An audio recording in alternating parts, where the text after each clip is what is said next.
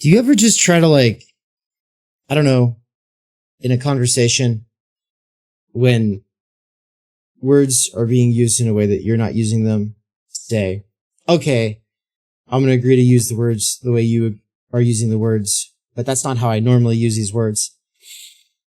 And then the whole conversation kind of gets down into the weeds of like why you don't use the words the way the other person uses the words, and kind of circling on whether it matters if there's a strict, true definition or if words are just practical and we just agree to use them in certain ways depending on the needs of the person and what's being talked about. Like if you've experienced that, then you've no doubt been told that this is just semantics, right? I don't think it's just semantics, right? I think that in a lot of cases, the person who's saying it's just semantics just doesn't care about you caring about whatever it is that you're talking about, right? Which in some cases it's like, well, then agree to disagree, be on your merry way, who cares? But in this conversation that you're about to see, we get down into the weeds of something like that when the initial goal was to clear the air, or for me actually to be set straight on something, because I'd confused Christine Louis-Dit-Sully's position on something with something else. And so I bring her on to clear the air on that, but then we get down in the weeds there. And as a result, it's got swole up above. If you have eyes on the screen, he's saying that LOL at Dave going rogue on Christine. Well, you know, I wasn't trying to go rogue on Christine, and I definitely mean no disrespect. I have respect for Christine, so that's not what it is. But also, this is something that happens with me in conversations sometimes. And it's because it matters to me. There are certain words, especially in spaces that are like overrepresented by leftists or whatever, like the way that we use words like conservative matters to me. And so, you know, if you want to know where I'm coming at stuff like that from, this is a great place to see it. If you're interested in how Christine Louis-Dit-Sully thinks about politics, thinks about universal politics as opposed to class or identity politics, then this is a great episode for that as well. And if you don't know about Christine Louis-Dit-Sully, she is the author of Transcending Racial Divisions, Will You Stand By Me? She is someone who I actually met up with last time I was in Europe, in Freiburg, and it was awesome. And she's great. And so I hope that you'll all enjoy this. If you're listening from YouTube, just remember you can listen to it on podcast. I've been doing a great job of actually getting new content up on the podcast every time it goes up on the YouTube channel. And I'm not always successful, but in most cases I am now. People listening from the podcast side, I see you. I see what you're doing. There's at least 250 to 500 of you on any one of these episodes across all of the different platforms that people use to listen to their podcasts. And so thank you to all of you people. And that's great. I'm glad that I'm reaching people who aren't otherwise on YouTube. And that's fantastic. So with that, I'll just say, make sure you rate, Theory Underground on your podcast app. And if you want to get involved, stick around till the end, look at the description, support by becoming a subscriber or a patron, blah, blah, blah. You know, I say it all at the end anyway, but, with that, please enjoy this very special segment from an epic marathon live stream. Take care. All right, everybody. Welcome, welcome, welcome. Before I bring Nance back, and now our new guest of the hour, Christine Louis-Dit-Sully, I'm going to pull up something I said on Twitter that was wrong. And we're going to be having Christine here to correct the record, really. I'm going to give her this time to really, I don't want to say put me in my place. It's not going to be so extreme, I don't think. But I was wrong. But I was wrong about something recently in framing her position. And so I just want to pull that up. So if I just type Theory Underground Anti-Politics, it doesn't even come up. So don't worry, everybody. It doesn't exist. I was going to read it out, but I'll just paraphrase by saying that anti-politics is a position that I actually advocate for. And I tagged Daniel Tutt and Christine Louis-Dit-Sully as examples of people who take anti-politics to be a bad thing. And I was saying it's actually a good thing. And I was saying that part of the issue is that there is no solution through class organizing, working class organizing, class politics. Not that I'm against those things. I want a working class movement. I want, or at least I want things to be better for the working class. Ultimately, the abolition of this thing altogether, so that we can be free, really. But my point was simply that the current options on the table that are alternatives to liberalism, or this sort of fusionist leftism, or this sort of identitarian thing, can't come through working class organizing alone. It can't come through this stuff because that just gets co-opted right back into working class identity politics, right? And so that was kind of what I was saying. And Christine responded on Twitter just saying, yeah, well, I'm not for that anyway. I'm for universalism. I'm not for a class politics per se. And I felt a little foolish. I was like, oh my God, I've been arguing with a boogeyman. And so here she is. I'm going to bring her on right now, and we'll give her the stage to correct things. Welcome, Christine. How are you doing today? Fine, thank you. Hello. Sorry, I'm not very natural. Yes, hello. I found your tweet actually. You found your it. Tweet. You did. Okay. Yeah, I couldn't find it. Okay, you did. Well, if you will send it to me, maybe through Messenger or something like that, I'll share it into the group chat, and then people can have a look at it themselves, or maybe I'll put it in the comment section for the video later. How do you do that? I mean, your tweets were several tweets. The top one, and yeah. What? Anyway, you said we need anti-politics actually, and then you said that. You want me to respond to it now? Okay. You said we need anti-politics, and you said that class politics is no good. Yes. Actually, you're also saying that it can never exist again. And right. I responded by saying that I'm not a class politics lefty, in a sense that I'm more into universalist politics, but also because I understand that a lot of the class politics is identity politics with class as an identity. But I also argue that the reason is because of the understanding of what class means today. On a lot of the notions and understanding of class is a sociological understanding of class, in the sense that it's become an identity. So, and in a way, when you think about class today, you can see how it becomes even more of an identity than anything else. It's not only a sociological category, but it's an identity. So that's why you have, for example, some at the moment calling themselves working class academics. So they're academics, they're working, and then have professions, but they still themselves as working class, as if they have the culture of the working class, the background of the working class, and the identity. The identity is working class. And if you basically an academic with an identity as a working class, you see that the working class, in the sense of class, in the sense of for me, the Marxist understanding of class is gone. It becomes an identity. And if it becomes an identity, then the politics beyond the working class becomes an identity politics. And the good example, an identity politics with class, I'm agreeing with, I can't remember his name, Thomas. What is his name? First name. But anyway, is arguing that in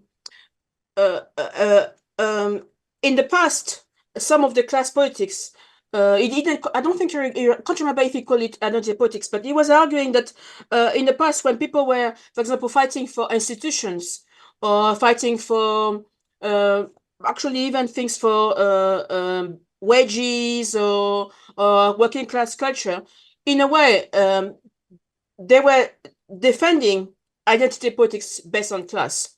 They were basically forgetting that class politics on the original ideas was as a way of fighting in changing society, not as fighting for the interests of class as a class. So the ultimate left-wing arguments is to be able to abolish class. So abolish the working class.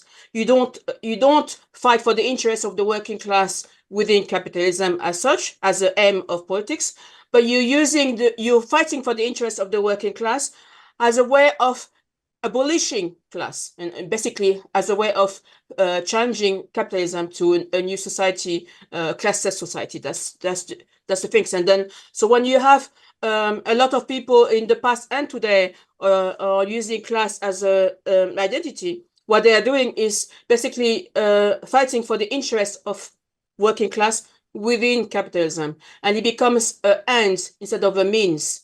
Do you understand the difference? For me, it's the way I say it is the way. It's the means. You can fight for a working class for better wages, for example, and it's identity politics in a way. But if you make it only as the end of your political aim, like trade unionists, for example, it becomes a pure identity politics, and it becomes conservative politics for me. It's a very conservative politics. It doesn't. Well, actually, conservative politics, what I mean by conservative politics is that it keeps the status quo. It doesn't challenge the society that we have today. Did I talk too much? Okay. No, never. It's always my goal to get you to talk until you think you've talked too much, but Nance, are you all clear on the arguments here? Does this all make sense to you? Does this kind of, I want to give you a chance to kind of respond to it before I bring it back to the tweet and all of that. It seems to track. And I think I agree. If our aim is to maintain the status quo and just make it a little bit more bearable, or more at least have the appearance, of checking all the right boxes on the checklist of, oh, this is good. Then yeah, I'm all for it. When the, I don't know, the situation or the circumstance of someone becomes their essential quality that is used as an identity category, and the aim of a politics built around that is to just keep that there and never go beyond it, then ultimately it would just become a workerism or become rainbow capitalism. And we already know we don't want that. So I think I'm on board, unless I'm missing a huge part. Yeah. Yeah, I mean, are you responding, Dave? Sorry. I'll just set you up to go. I was just going to say that I think that I was becoming aware of working class as an identity and the problems that come with that in a world where the only kinds of politics that are allowed to exist are, performed as identity politics or organized along those lines. I was becoming aware of it in a sort of not fully conscious way when I think Christine first pointed it out. So she really gets full credit for being the first person to really make me think about it. And so she's been thinking about it expressly for longer than I have. I'll come back to that though. I want to set you up to respond to Nance. No, I was going to say, yes, in a way, yes, some people call it workerism. So, or, I'm not kind of, in a way, I'm not against people fighting for their interests. So the same way as identity politics around workers, fighting for the interests of workers, like better wages, better living conditions. I'm not against that in that sense. And I'm not. It's the same as I'm not against black or minorities or women or different groups or academics fighting for their interests, specific interests. What for me, it depends of what your political aim is, and it really depends of your political aim. What do you want? What do you want to fight for the interests of different identity groups within society, within capitalism, or do you have an understanding that a better society will have to be changing capitalism? My political aim is a transformation from the capitalist society to something that is beyond, in a way, classless society where the working class doesn't exist, or the black the black identity is not important anymore in politics. And so if I want to do that, then I will have to understand that the identity politics cannot be my ultimate aim. And this is what's happening today. This is what is wrong with left-wing politics. A lot of the left-wing politics is that they're using identity, different groups that are fighting for their interests, and it becomes the end of their politics anymore. Even if they were saying, oh, we want to fight for social transformation and we want to change society, what they are doing is that they are fighting for the interest of particular identity groups within, and it becomes a conservative politics. And even if you're fighting for the majority, which is the working class, you're still fighting for the interest within the society, and without the understanding that you want to go beyond that society, or you want to change it to something different. So you're using conservative strictly to mean people whose politics ultimately serve the maintenance of the status quo, but not what we would call like conservative issues or conservative values, because ostensibly people with progressive values and people with conservative values, and then people with libertine values and people with communal values all could collaborate towards some bigger project where they think those values are better served in the future. Would you agree with that? Yes, I'm talking about conservative with what they call it with a small c. Okay. So not conservative as like Conservative Party or Republicans. I'm talking about conservative in the sense of you keep the status quo. It's a conservative with a small c. Okay. You see what I mean? Is to basically, I am trying to challenge all the ideas that that prevent us to go further than the status quo that it is today.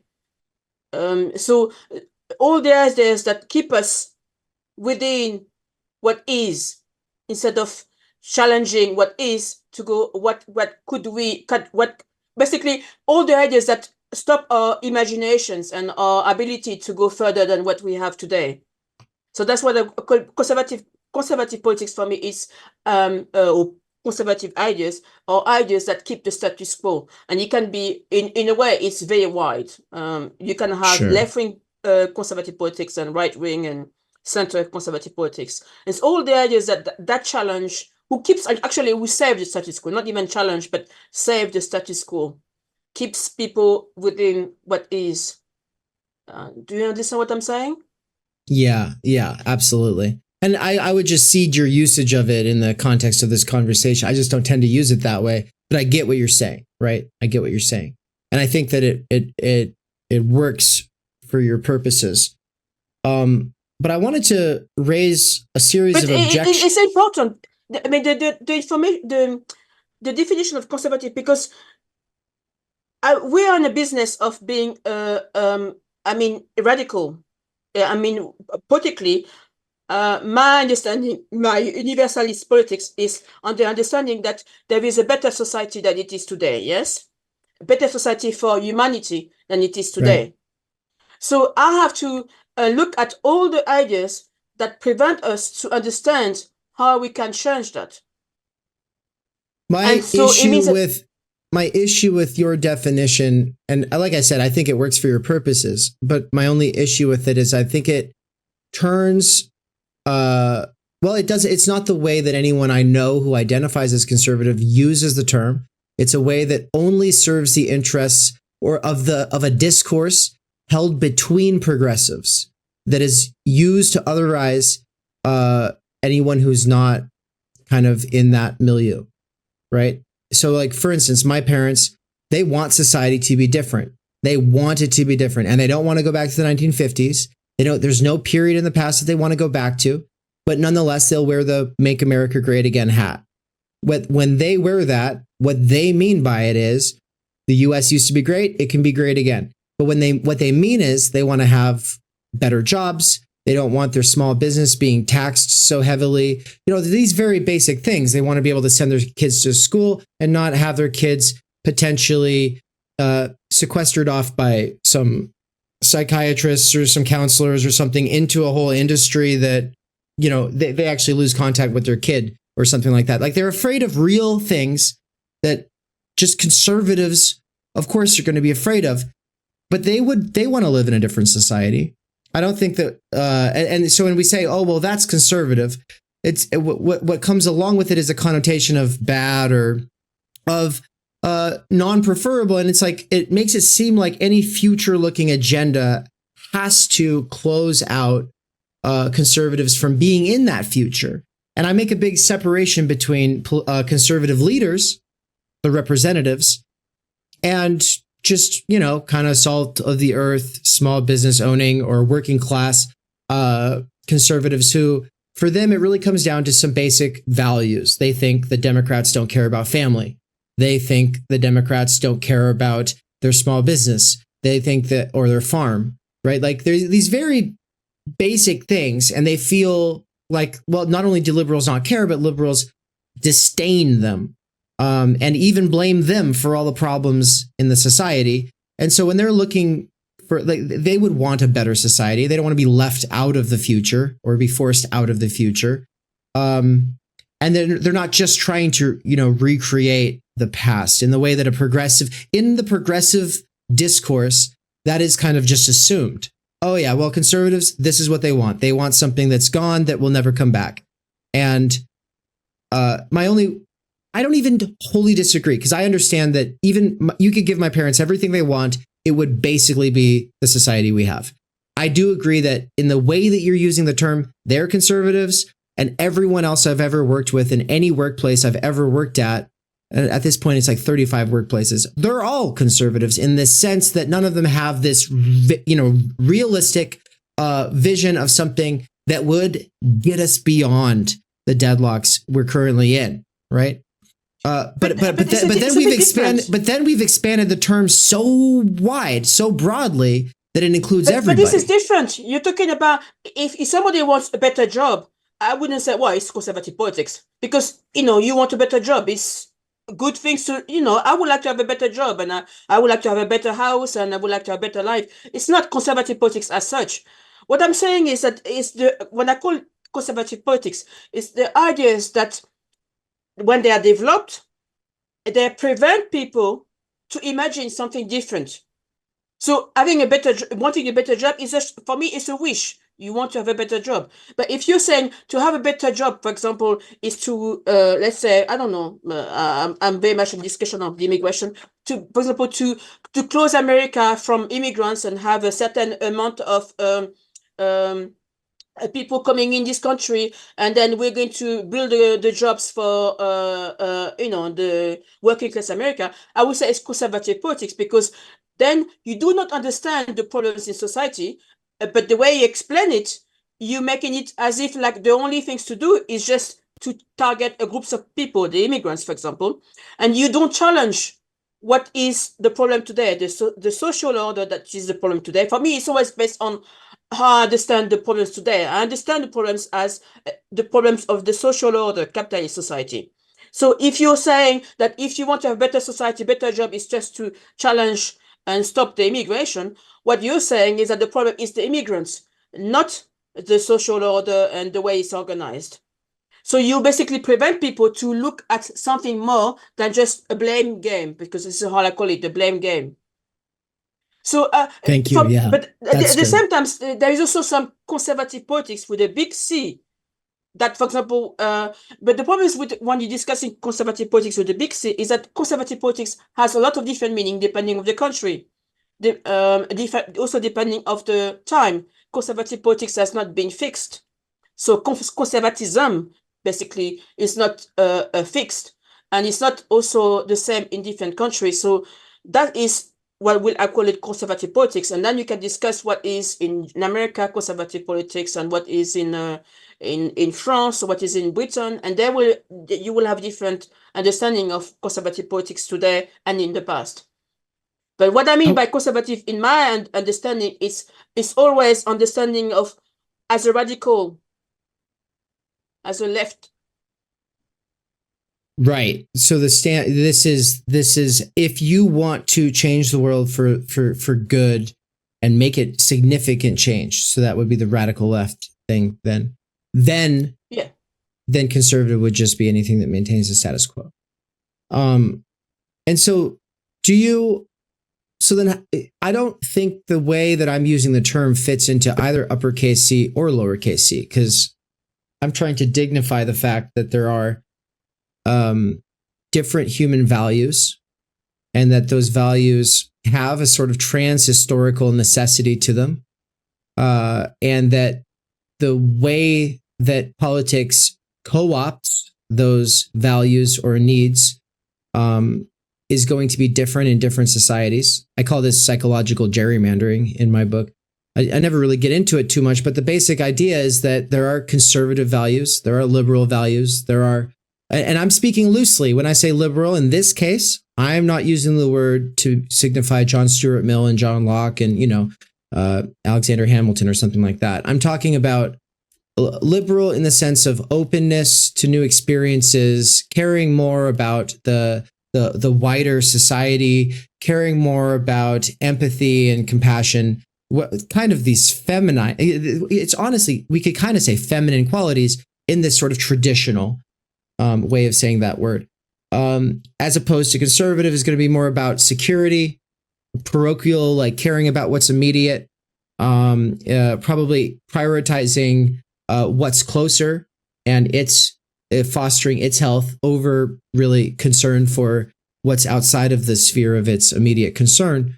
And so in that case, it doesn't see as far, and it definitely doesn't trust as far, right? From the liberal standpoint, in this looser sense, the American liberal is about trusting society. It's about trusting the government. It's about trusting social programs, and being tolerant of pretty much anybody and everybody in that society as long as they're tolerant, right? Whereas on the conservative side, it's like, look, I don't know everybody. I don't trust everybody. I'm prioritizing what I do know, and that is my family.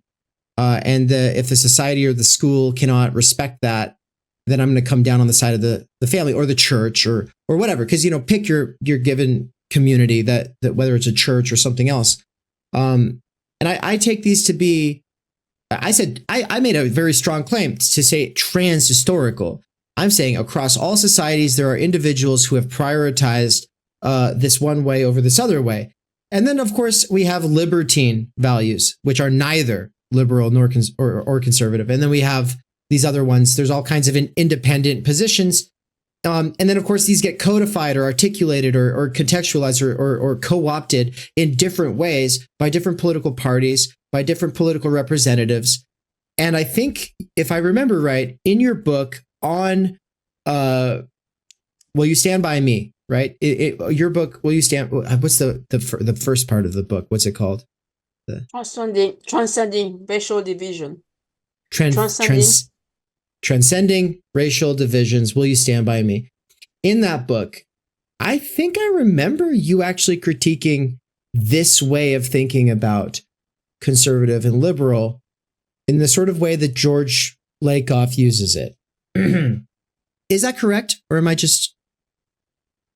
I criticize both the conservative and liberal, but I also, if I remember in the book, or maybe it could be also my thesis, basically saying that they are both wrong, And actually, I will say that the conservative especially today, is based on liberalism. No.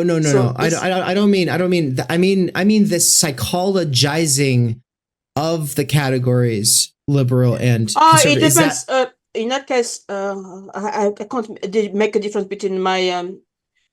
For me, the conservative it's more of a based on the understanding of the individual versus society, and this is how I separate the conservative politics. So the conservative politics have an understanding of the individual in society, in a sense that the individual works for the in a community, and there is a natural hierarchy, and they have a tendency of understanding that there is a hierarchy, natural or social hierarchy, and that the individual works within that kind of society. So the conservative will have a tendency, for example, the common good. A lot of them are discussing the common good, and you're working together, and so there is less individual. And when you have the individual in liberal, it's more of the liberal look at the individual as what I always criticize as a separate entities. So they will look at I'm talking about the liberal as today, yeah, because liberalism and conservatism has changed over the years, but the liberal understanding of society is based on this idea that you have distinct entities, i.e. the individual, and that they don't see really society, so that society is more of an aggregate of distinct and individual. So we are you an individual and me an individual, and we all live together as an aggregate. So they basically never see the social order, the capitalist social order. They don't see they see some of the structure, but they don't see the total society. And the way they see the society, if they see society, it's only as a kind of individual together. And that's the reason why, for example, let's look at racism. Their solutions as a liberal will be to have education, and it's based on the idea that an individual has the problems with having the wrong ideas. You need education, you need to change, and then you fight against racism. So they have this understanding of society as an individual aggregate. Do you understand what I'm saying? And where the conservatives have more of an understanding of the society and less of the individual. Society, with the individual working within society. This is how that is how I would understand like a John Locke versus Edmund Burke kind of liberal versus conservative. Does that track? Like it kind of just and especially it sounds a lot more European. It's just that in the United States, conservatives are so liberal, right? Because they're all into the radical responsibility and individualism as well. So that's why it gets a little more complicated. But I think even though that might be true, it's like, I guess it's complicated. It's what? These definitions are, if we want to discuss conservatism and liberalism, these are very simplistic way of defining them, because there is no strict definitions of liberalism and conservatism. Even the people who are calling themselves liberal or conservative will not have the same understanding, and will not have the same positions in politics. And over the time, it also changed. So it's even my definition is a very simplistic understanding of what conservatism and liberalism is. You see what I mean? It's just liberal. You had liberal, for example, were anti-slavery, and liberal were for slavery, and they were all liberals. So there was no strict definitions of liberalism and conservatism, and even people studying it will have different definitions. And for me, I don't spend too much time discussing the conservatism and liberalism, except when I try to basically when I discuss liberalism, especially because I think that conservatism is very much based on kind of a liberal notions that is wrong. It's only because I want to show that when you're discussing liberalism and conservatism, you're forgetting what is, for me, is the problem. The totality of the capitalist social order, it's never discussed within all this ideology. And for me, that is the problem, because if you don't discuss that, then you don't discuss the problems that we need to challenge. I am not 100%. into discussing which individuals is wrong and which individual is right in that sense. I'm discussing how can we go from society A to society B. What is the solution? How can we change that? Can we change that? There is also first a discussion is can humanity really change a society, a capitalist society, which is in a way unconscious, to a more conscious society? Is that possible? I think it's possible, but I'm not sure if it's possible if we use conservative in this way, since it does have these different meanings. But I didn't want to get stuck on this. And I had said that, oh, it's something maybe for later. But no, but now it has been this thing that we have kind of gotten deeper into. And so I would I think that we should actually give it another couple of minutes, especially since Me Panther in the chat said, what is the point of contention here? Am I missing something? Well, Me Panther, I think we have like the same goals and different ideas about how to get there. And this does actually kind of segue into a bigger question about universalism that I want to get into with you. But I want to give Nance a moment here to, well, you can answer Me Panther by saying what the point of contention here is, because if you don't know, then I've done a bad job explaining my position. But you're muted there. No, it can feel like just kind of focusing on the form and not really going beyond that. And it seems like, oh, you're just talking about forests and trees. And in a sense, that's true in a setting where you have mutually, intelligent individuals with mutual respect, and you can agree and you can see the usage and this and that. But when you are talking about broad politics, it actually does matter what signifiers you use, because you're trying to communicate with people. And if the language you're using to communicate with people is confusing those people, then it kind of is on you as the communicator to observe and adapt the language you're using. And that is what's going on. It is, in a sense, just an argument about form, not even an argument, a disagreement about form.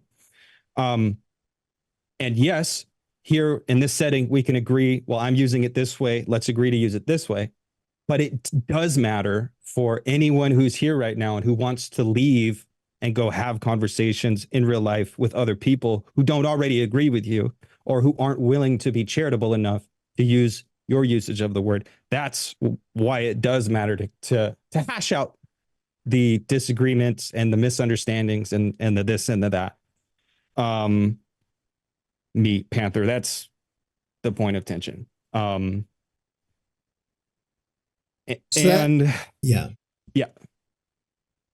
No, if you had something more, go for it. No, I just to say, like, I think I tend to disagree with you, Dave, on this. Like, I think we probably had quite a bit of back and forth about it. And I don't think there is an easy solution. So I think if anyone is trying to convince you that there is an easy solution, they've either not, dwelled with it or tarried with it long enough, or they're missing something. Because in a sense, the way it's being used, the way Christine is using it, is intuitive in a sense. But is that just because I tend to already agree with her on what, the bulk of her argument? I don't know. It could be, or it could be she has tapped into some transhistorical trends and this and that. I don't know. But don't get frustrated. It's not an argument. It is still an important point. Because that's what we're talking about, the universal and the particular. Like if you're trying to have something that truly has a universal message, you do have to take particular filters into account, because everybody has these filters, and some people can overcome them and some people can't. So if you are concerned with a universal message, it is worth pairing with these things that might seem like silly backs and forths. Yeah, I guess that's a good setup. So if you had 5 minutes to speak to every human on the planet, Christine, and you wanted to lay out what you believe to be some sort of a universal message, would you say, I want X, Y, and Z things, not something conservative? Like, would the word conservative even enter your discourse if you were speaking to everybody? I don't think this is universalism in the sense that I understand it. I mean, when I call universalist politics, it's based on my political aim, in the sense that my aim is a social transformation for a society that will have a better human development. So my understanding for me is, I'm not anti-capitalist just because, it's just because it's fashionable. My understanding is that the society that we have today prevents humans to develop more than what it has developed already. I mean, for me, you cannot have humanity, or our understanding of humanity and understanding of ourselves cannot be outside the society that we live today. So we have developed in a certain way because of the society that we lived. But I think that the society that we have today, capitalism, has given us some ideas that we can go further. But unfortunately, the way that we organize, it prevents us to develop in that direction. And for me, that is the reason, one of the reasons I want to change it. So my aim is social transformation in the sense of going from one society to another society. And that the reason I want a social transformation is for humanity's freedom. But my understanding of freedom will depend in a way, of the 21st century understanding of freedom. I cannot tell you how humanity's freedom will be if we achieve it. What I'm understanding is that we can do more than we have today, but the way that most of us is organized, in a sense of what I'm talking about, in a sense of we are workers, we are prevented from developing ourselves individually as individuals. Most of the workers cannot develop themselves individually, but we cannot develop them ourselves also as a humanity. Even though capitalism has a tendency to develop, I mean, capitalism is not all bad, in a sense that it gives us some impetus to develop ourselves. But at the same time, the way it's organized, it also prevents us from developing. So we have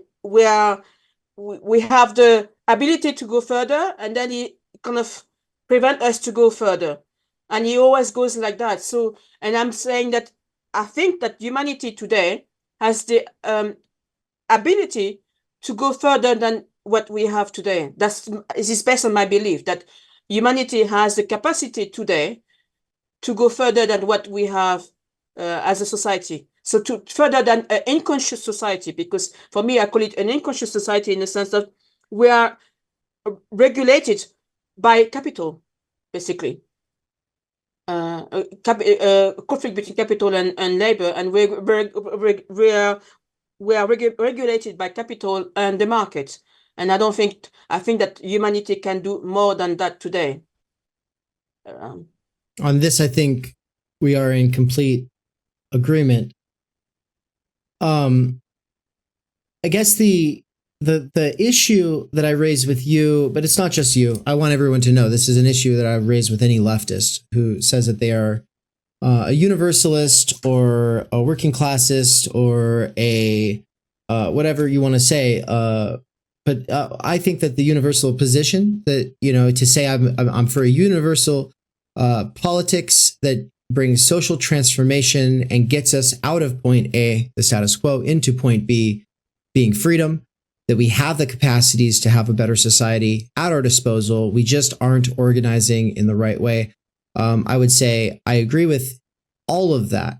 And then for me, the sticking point really is that, I'm not so interested in the ideal future. I'm not, of course I know that you're not, I'm not calling you a utopian.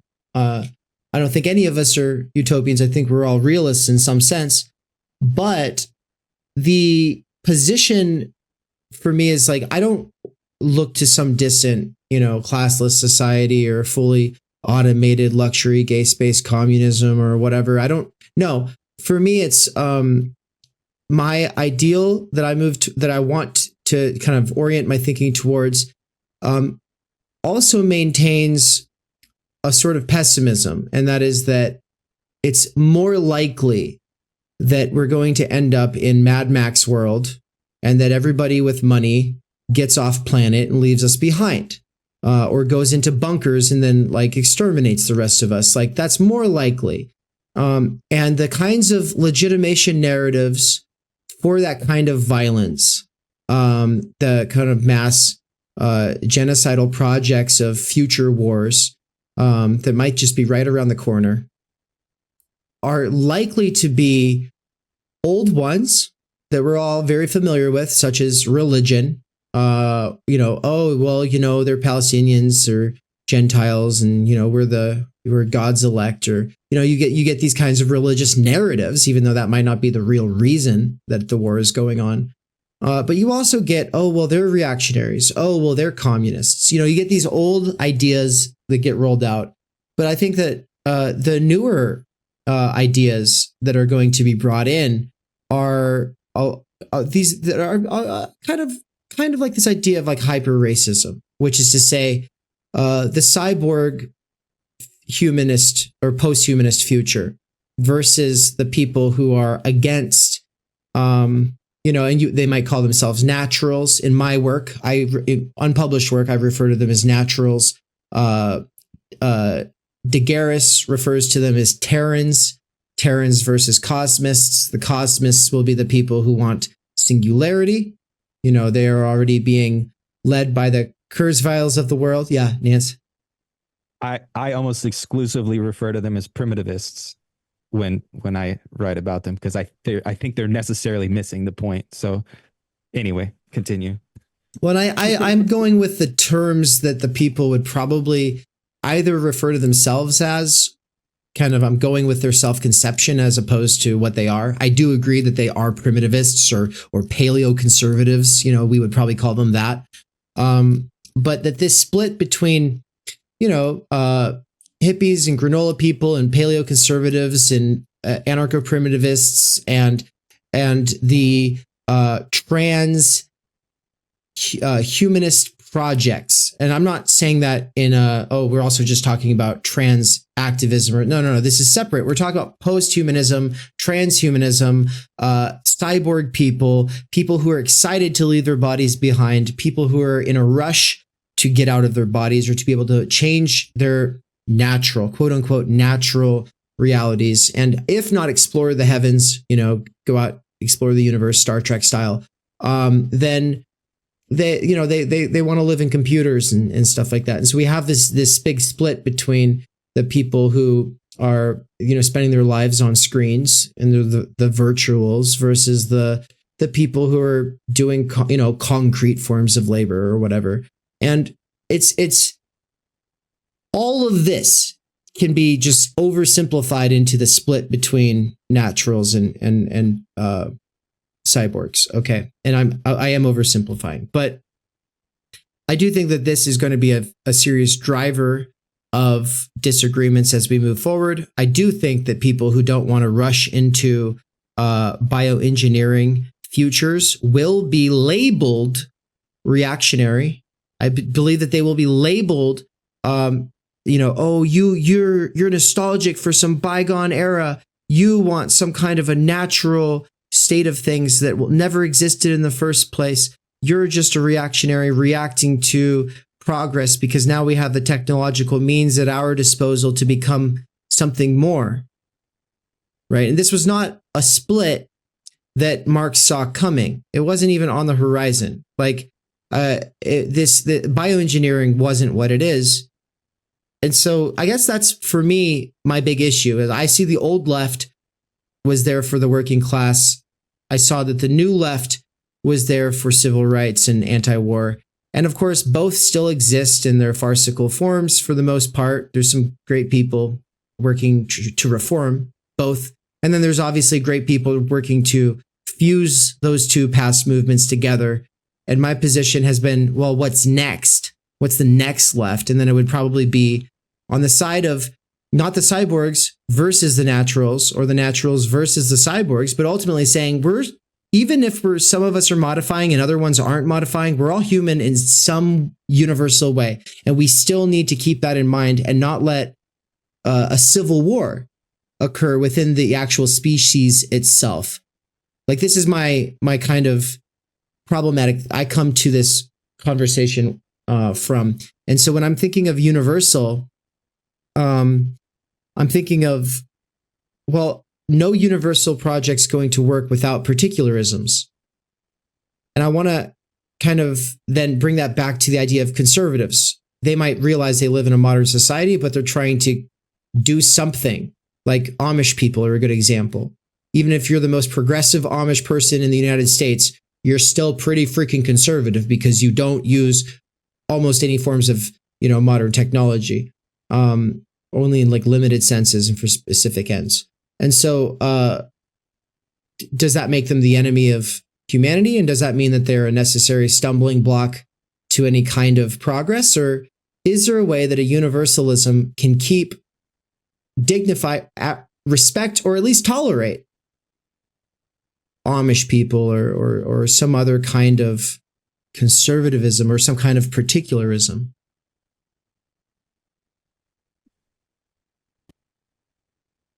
I think we are very far from each other. Because for me, all your discussion was on cyborg or nature or Amish people. It's not about society. It's about actually individuals, how they want to live their lives. So I have nothing against people who wanted to become robots or whatever. I mean, like, I'm talking about metal body. And if one day science can have a brain or whatever, or soul or whatever, humanity becomes more mechanical, I have no issue. Less mechanical, no issue. What we are making ourselves is not the issue. When I talk about changing society and changing one society to another, I very much agree with at least the way I understand Marx, is that you can understand society by looking at the means of productions and who owns the means of production. So for me, what you talk about is the social in the sense of culture. When I talk about changing society, capitalism to another society, I'm saying that the means of productions, so a human society has to be produced from one year to the next year to the next year. And the way that it's being produced is with the means of production. So to make food, to make equipment, to make also to reproduce as well, to make new workers. This is how society can move from one to the next. We are in a society where the means of productions is not in the hands of the majority. And what I mean is that if the factories, the things that we are making in life, it's not in the hand of the people who are making it. It's in the hand of the people who are the capitalists, basically. And for me, that's what I want to change. Whether somebody wants to become a mechanical person or an animal, I really don't care. But what I'm saying is that the problems today is that because the means of production is in the hand of a minority, there are basically the work that workers, the way that we produce ourselves, the way that the workers understand themselves and society is problematic. What I'm saying is that we are working, you're working, and you're getting a wage. What you get the wage is not what you're doing. You're working to produce society, but you only get a little bit. You just get a little bit of a wage to survive, basically, and to live. But everything that what we do in society, most of the things that the workers do, does not benefit from. They don't benefit from what they are doing. And that's what I want to change. We have a class society where we have the workers and then you have the capitalists. This is still how I understand it. I'm not into class politics in the sense of identity politics, but I still understand society as a class society where you have the workers who are working, doing things, but the means of production is owned by the capitalists and they are taking the benefits from this means of productions, from this work. Sorry, not this means of production, from the work of the workers. I want to change that so that the workers can benefit from what they are producing and can develop themselves and doing other stuff. An example, why do we work 8 hours a day? Do we need to work 8 hours a day?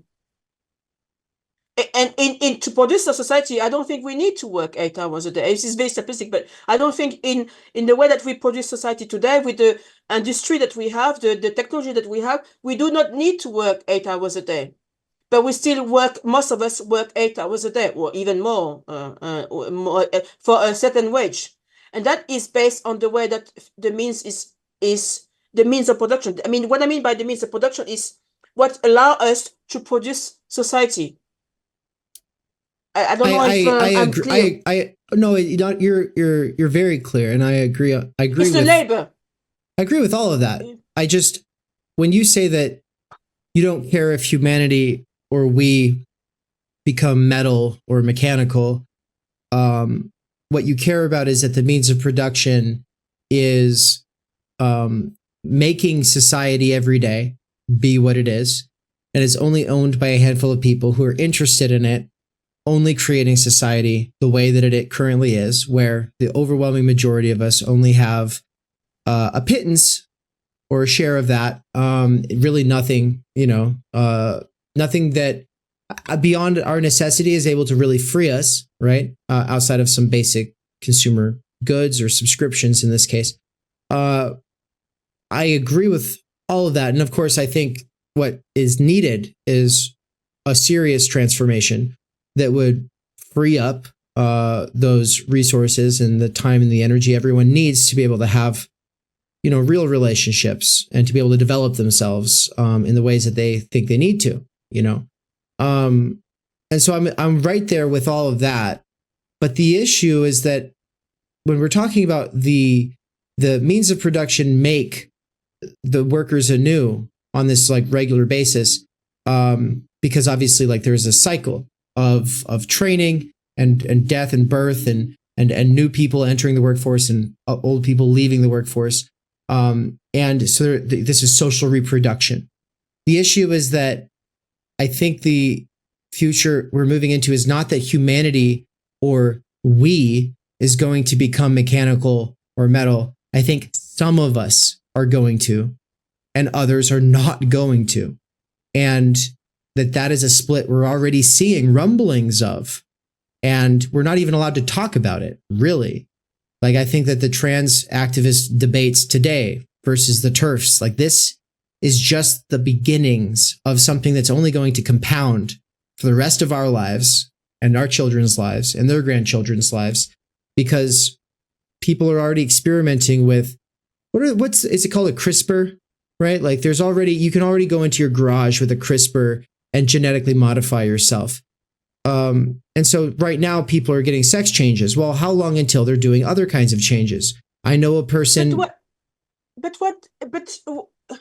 you're talking about people defining themselves. I mean, No, I'm not. Hold on. What it means to be human beings. If somebody wants to be changed sex, it's a different thing. What it means to be us what it means to be human beings and what it means to be a woman will change. I am not. But there are people who are not going to. But there are people who are not going to agree. They're going to say that you're becoming something other than human, and there are people who want to become something other than human who will say, "I've moved on from humanity." And I'm not. And I don't think that this is cultural.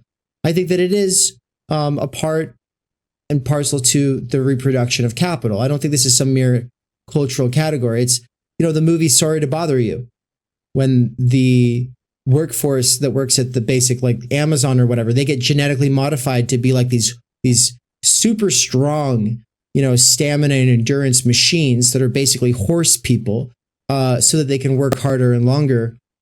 This is what we already see with super soldiers. A lot of the stuff that's being done to modify people today and the experiments that are being done on working class people, in the name of, how you identify, ultimately serve these.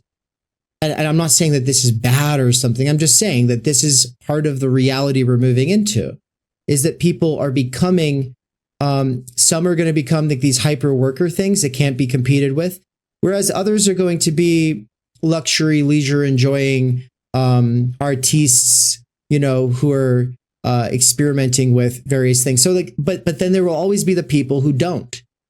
But at the point that we're not just talking about, steroids, we're not just talking about drugs, we're actually talking about real biological changes to where human beings become obviously an actual part of those means of production, where people take out lifelong loans to modify themselves so that they can be in certain kinds of workspaces. Like, this is a different kind of world that we're moving into, and that this cultural divide between those who want to maintain their biological naturalness, which I agree is problematic. Humans do change. I agree with you, and Nance agrees with you. We do change. That's kind of like in our essence. In fact, homo faber, right? Like the idea that we are those beings for whom modification and tools is kind of arguably like what we're all about. I agree with all of that. I'm just saying that how does a universalism, for me, it's a problem. I just want you to see it as a problem, and as a universalist, address it, like how to deal with it, because we can't just say, well, we're all in this together without. No, for me, the way you talk about it, you're talking about the changes in workers, the use of workers by the capitalist, and this has always been done. For example, when you look at our education of workers, different education has been done to change workers to be able to use some and not others. I mean, so you will have, if you're using genetically modified workers to make it better workers so that you can get rid of other workers, it's a use of labor within capitalist society. But for me, it's an expression of the society.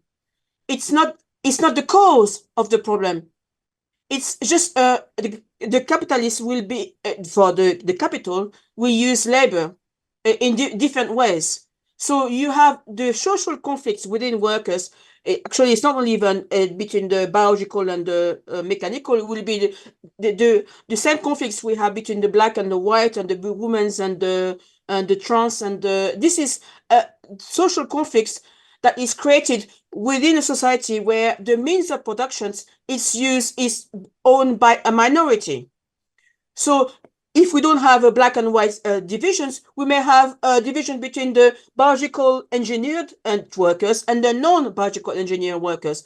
But it's still a reflection of an expression of the conflict that is created within the capitalist society. So what I mean is that is for me, it's as if you are kind of looking at different expression of the society that we are living in, and you're making it as if it was, we have to concentrate on this particular expression. What I'm saying is that these expressions are only the expression of what is the society itself, how it's organized. It will always create more and more basically social conflict within different groups of people. There is no natural division between black and white. But within society, we have a division between black and white, a social division between black and white that is now being seen as a natural division between black and white, but it's a social division between different workers, and that some of them have more rights and some of them have less rights, or women or men. This is a social division that is created within the society that it is today. So if we understand it that way, then we have to change the society itself, but not the fact that some people are black, some people are white, some people are bioengineers, some people are not bioengineers. I don't know. I don't see it's. I see it as you have the structure, the base. I don't call it base and superstructure because I don't agree with these things, and also don't understand it completely. I think it's just crap. But I see it as we have a certain structure in society, and then we have the relationship that structures organize the relationship between human beings. And so the relationship between human beings is also the social relationship between human beings. So what you're describing is the social relationships that is the reflections or an expression or the consequences of the structure that we are organized. And the structure that I'm talking about is how the society, how the human society, it's produced from one year to the next. How is it produced? How is it surviving? How do humanity survive from year 1000 to year 2000 to year 3000? And for me, to understand the society, to understand the basic of a society, I agree with Max. You have to look at how we are producing the society, who owns the means of production, how it is produced. How the society is produced means it will also change our social relationship between different human beings. I always go back to how the productions of the society, or how the society is produced and reproduced. I don't explain it very well, but for me, you cannot only look at the relationship between individuals. You have to look at which society, how can you characterize a specific society, a feudal society, a capitalist society, a future society, an Egyptian society in Jesus Christ. How the society was produced, how it survived, basically, how the human society carry on surviving. It's not God who gave us food. How do we produce a society? And this is all fundamentally where I agree with you, but I come back to, but how do you organize people who have fundamentally different particularities that they prioritize above these universals? That is, I think that kind of is ultimately what it's getting at. Are you saying that those particularities have to be liquidated or something? Like, how do we get people who all see themselves primarily as black, primarily as white, primarily as, you go down the category list of different niche subcultural categories that people develop on the internet, Christian, Jew, Muslim, whatever. So what for me, it comes, I was bringing up, there's this new contradiction that is on the horizon. We're starting to see the rumbles of it. But even bracketing that out, I get your goal. The question is how do you said the reason we're not getting, the reason we don't have a free society, the reason we haven't moved into this better way of organizing things is because people aren't organizing right. I think you said that at the beginning of this. And so then the question is, well, then how do you, as a universalist, still include particularity? I only include particularity if, for example, with the war in Iraq, Israel and Palestine, I show solidarity with the Palestinians. So you could say that I'm using a particularism today, but I'm only using particularism today in the sense of, for me, is what are the barriers? I don't know about organizing people, but for me, is what are the barriers to to have a society where the main division that created a lot of problems is, for me, is workers and capitalists. So how do I kind of show to people, and how do I challenge this division? It's by looking at some of the particularities. So for me, the Palestinians are basically, actually, when you look at the Israel-Palestine, the Palestinians are usually the working class, if you want to look at the working class in that sense. But how do I challenge it? It's because I think that the Palestinians are being oppressed and exploited. And they're being exploited by Israel. So if I want, especially oppressed, so if I want to show that their humanity, in the sense of the humanity is being, basically they're not treated as equal. So when I'm using the particularism to be able to go back to the universalist politics. So I don't support Palestinians just for the sake of Palestinians, because I think the Palestinians are better or nicer people. I'm not Muslims, I'm not Palestinians, I'm not Middle East. It's not about identity for me. It's about how do I challenge, or how do I use, in a way it's using, but how do I challenge the intellectual and social barrier that prevent us from changing society from one to the next, to have a human freedom. And if you have a society where if you have a war where human equality is not accepted, then I will support the people who are not considered as equal.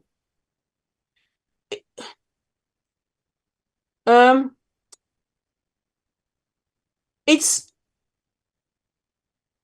a bit like saying that I'm against identity politics, but not in the sense of you can use identity politics, so the particularism, but only as a means to the end.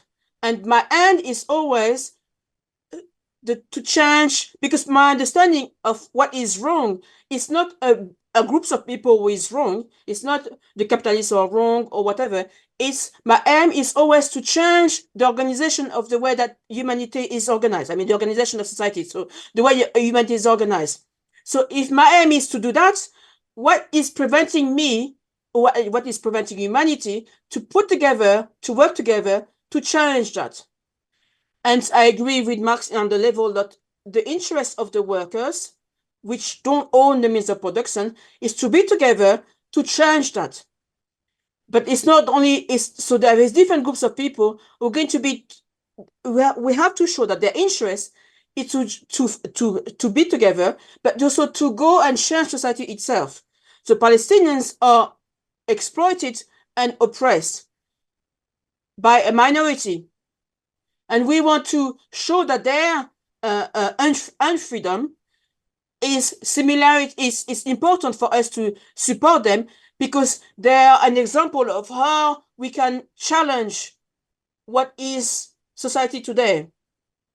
I'm not very clear. It's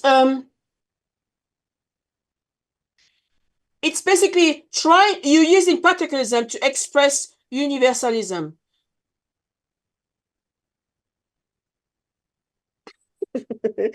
No, I think that's really good. I think I just kind of balked at the time. I sort of lost track of it because I was pulled into your and the thing is I know you're working on this in your own writing. You've been working on it for years. You're going over everything you've believed, and you're kind of reworking it, and you've got so much going on. It's better writing than talking. And no, you're a really good talker. I think you underestimate yourself. I think you did a fantastic job, and it's been a total honor to have you here. And we've really appreciated this. And I really look forward to other opportunities to follow up on this throughout the year. And I really look forward to what you might be working on for the conference and the anthology we already talked about. And it's all related to this stuff. And so people, if you're interested in Christine's work, you can check out her piece in Underground Theory. And then stay tuned for a lot more exciting stuff from her in the near future. But actually, we got to switch gears here. So thank you so much for being here, for your patience with me. And we will follow up soon. Thank you for inviting me. And yes. talk to you later soon, All right. hopefully. Take care. Bye. Bye-bye. Bye. We cannot do direct revolution, but the only way to lay the foundation for it is to do what you are doing to move the underground. It's a theoretically correct title. Welcome to Theory Underground, a place for workers with earbuds who are tired of the bullshit and just want to get down to it. Big ideas, rigorous thinking, and ultimately liberation from necessity. Research at Theory Underground focuses on what is most important for understanding our current situation. Theory of the subject, capital, time-energy theory, critical media theory, CMT, and the most essential critiques necessary for understanding why the theory, ideology, and common sense of influencers left to right misses the mark. Theory Underground is coming to a city near you. Besides a commitment to publishing certain underground theorists and popularizing certain fundamental concepts, we have toured the United States and are touring Europe to promote our ideas, courses, and publications. You've been reading Underground Theory. Amazing book.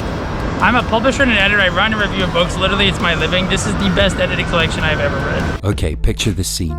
America, early 2021. An Amazon warehouse worker arises from the emerging underground theory internet scene to create spaces for untimely topics and concerns that are too often neglected or kept in isolation today.